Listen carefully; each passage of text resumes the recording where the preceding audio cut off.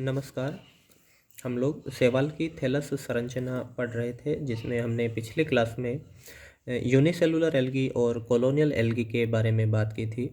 आज हम पढ़ेंगे मल्टीसेलुलर शैवाल। इनकी जो थैलस की संरचना है वो किस प्रकार होती है। ये बहुकोशिकीय शैवाल होते हैं, जिसमें कोशिकाओं में कुछ हद तक हमें कार्य का विभाजन देखने को मिलता है। उनमें जो कोशिकाएं होती है आपस में कम्युनिकेट होती है। तो कार्य के विभाजन को हम इस तरह से समझ सकते हैं कि कुछ जो मल्टी सेलुलर ऑर्गेनिज्म होते हैं वो अपने जीवन में जो कार्य करते हैं उसको कुछ हद तक विभाजित कर लेते हैं। जैसे आधार पर एक कोशिका होती है जिसे हम होल्ड फास्ट कहते हैं। वो कोशिका उसको एल्गी को सतह से चिपकाने का ही कार्य करेगी, जबकि उसके ऊपर जो दूसरी कोशिकाएं होगी वो भोजन का निर्माण करती है। कुछ कोशिकाएं होती है जो जनन का कार्य करेगी। कुछ कोशिकाएं होती है जो उसे प्रोटेक्शन प्रोवाइड करवाने का भी कार्य कर सकती है। और कुछ कोशिकाएं जिनमें फ्लैजिला उपस्थित होता है या नहीं होता है, गतिशील होती है, या उसमें सीटी लाइक संरचना, सीटा होते हैं, हुक्स होते हैं जो उन्हें प्रोटेक्शन प्रोवाइड करवाने का कार्य करती है। तो ये मल्टी सेलुलर ऑर्गेनिज्म है जिनमें कोशिकाएं एक दूसरे से पूरी तरह से कम्युनिकेट रहती है। उनके मध्य प्लाज्मोडेस्माटा के द्वारा संपर्क स्थापित रहता है और वो कार्य का विभाजन करती है। तो ये मल्टी सेलुलर जो ऑर्गेनिज्म होते हैं इन्हें हम इनकी जो संरचना होती है वो मुख्यतः क्या होती है, फिलामेंटस होती है। थैलस संरचना है जिसमें वास्तविक जड़, तना और पत्तियां अनुपस्थित होती है। तो इसे मुख्यतः जो एल्गी होती है वो फिलामेंटस होती है। तंतु समान संरचना इनमें देखने को मिलती है। ठीक है, तो ये पुनः दो प्रकार के हो सकते हैं, या तो वो अशाखित होते हैं, अनब्रांच्ड होते हैं, लॉन्ग फिलामेंट है, या फिर वो ब्रांच्ड या शाखित भी हो सकते हैं। ब्रांच्ड फिलामेंट और अनब्रांच्ड फिलामेंट होते हैं। मुख्यतः जो फिलामेंटस संरचना होती है उसे हम अनब्रांच्ड फिलामेंटस में ही काउंट करते हैं। ठीक है, तो इसमें जो अनब्रांच्ड फिलामेंट है वो फिर पुनः तीन प्रकार से हो सकते हैं।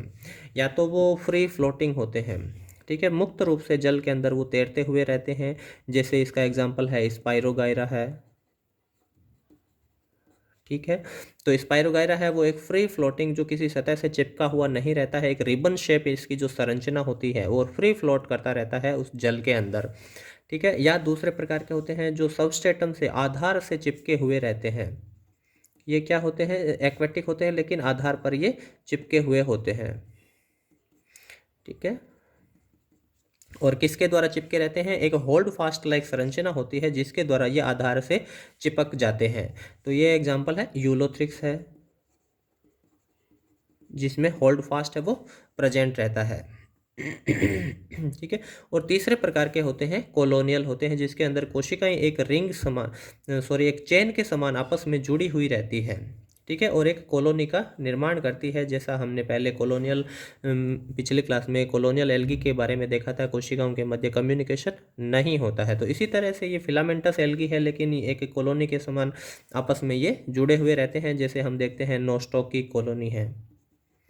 ठीक है, तो इनमें आपस में कोशिकाओं में क्या होता है, संपर्क नहीं होता है और एक लॉन्ग चेन का ये निर्माण करते हैं। तो फिलामेंटस एल्गी जो अनब्रांच्ड होती है, या तो वो रिबन शेप में फ्री फ्लोटिंग होती है जैसे स्पाइरोगायरा है, या वो सबस्ट्रेट के साथ में चिपकी हुई रहती है, फिक्स रहते हैं। ठीक है, जल पर उसके आधार पर चिपके हुए रहते हैं होल्ड फास्ट के द्वारा, या फिर वो कॉलोनियल होते हैं। नेक्स्ट टाइप के जो शैवाल होते हैं वो जिसे हम ब्रांच्ड फिलामेंटस एल्गी कहेंगे, जो मल्टी सेलुलर होते हैं। ठीक है, इसके अंदर मुख्य है प्रकार हेट्रोट्राइकस, या इसे हम विषम तंतु की शैवाल भी कहते हैं।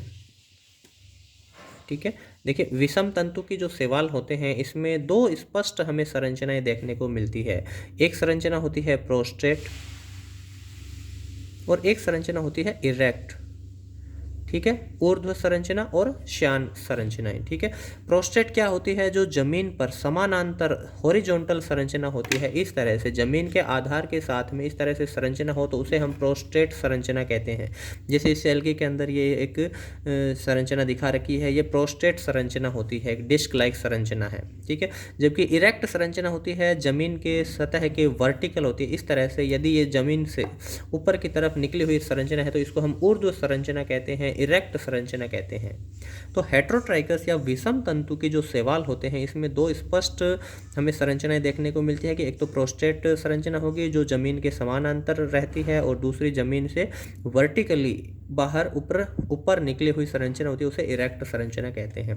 फिलामेंटस संरचनाएं हैं, लेकिन दो तरह के फिलामेंट होते हैं, प्रोस्टेट फिलामेंट और इरेक्ट फिलामेंट। ठीक है, जिसे हम विषम तंतु की शैवाल कहेंगे। इसमें दो प्रकार से संरचनाएं, कुछ संरचनाएं जो आधार के समानांतर होती है, कुछ संरचनाएं जो आधार के वर्टिकल होती है, ऊर्ध्व होती है। ठीक है, जैसे इसके एग्जाम्पल है कोलियोकीट, एक्टोकार्पस।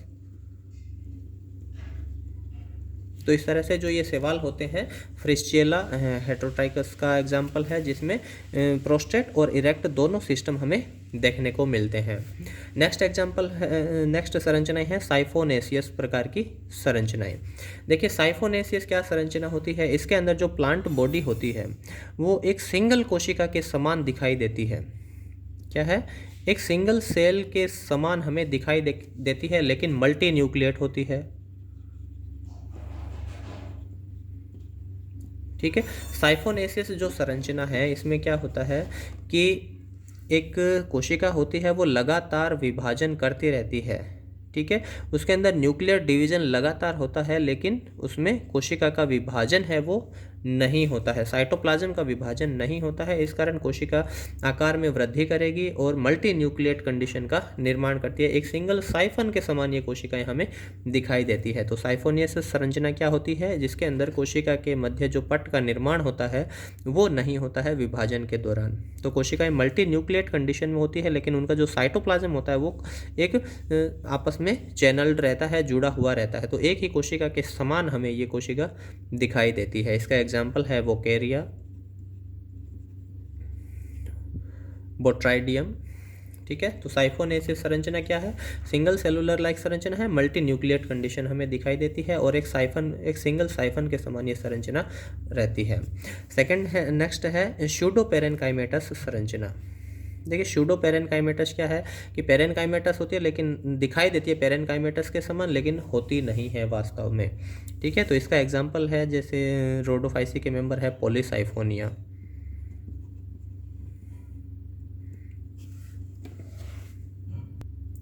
देखिए इसमें क्या होता है स्यूडो पेरेनकाइमेटस में, तो इसमें जो कोशिकाएं होती है वो पेरेनकाइमा कोशिकाओं के समान दिखाई देती है, जबकि वास्तव में होता क्या है, इसके अंदर अनेक फिलामेंट होते हैं। जैसे ये एक फिलामेंटस संरचना है। ठीक है, ये अलग फिलामेंटस संरचनाएं होती है जो आपस में पास पास में आ जाते हैं।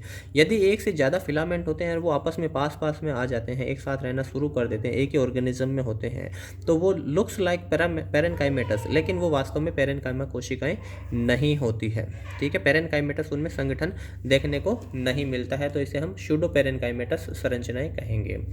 इसके अलावा नेक्स्ट है पेरेनकाइमेटस थैलस की संरचना।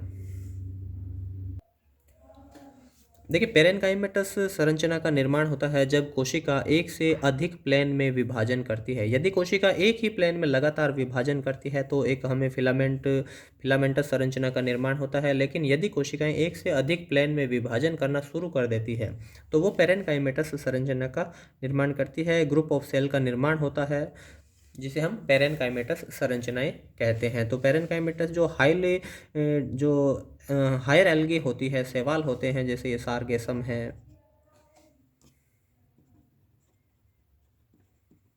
कारा है, अल्वा, फ्यूकस, ये सारे जो एल्गी होते हैं वो पेरेनकाइमेटस इनमें संरचनाएं देखने को मिलती है। इसके अलावा इंपॉर्टेंट चीज़ है कि जो कारा की जो संरचना होती है वो टेरिडोफाइटा के इक्विसिटम प्लांट के समान दिखाई देती है। तो इस कारण कई बार बुक्स के अंदर इसे अलग से थैलस की संरचना इक्विसिटोइड टाइप भी लिखते हैं, लेकिन वो एक प्रकार की पेरेनकाइमेटस संरचना होती है। तो मल्टीसेलुलर जो शैवाल होते हैं उन्हें हम दो प्रकार में पढ़ सकते हैं, एक अनब्रांच्ड फिलामेंटस होते हैं, एक ब्रांच्ड फिलामेंटस संरचनाएं होती हैं। तो ब्रांच्ड फिलामेंटस होती है वो हेटरोट्राइकस हो सकते हैं, जिसमें दो स्पष्ट तंत्र हमें दिखाई देंगे, इरेक्ट और प्रोस्टेट सिस्टम होते हैं, या वो साइफोनेसियस प्रकार के हो सकते हैं, स्यूडो पेरेनकाइमेटस हो सकते हैं, पेरेनकाइमेटस है, या एक्विसिटोइड प्रकार से संरचना हो सकती है। Thank you.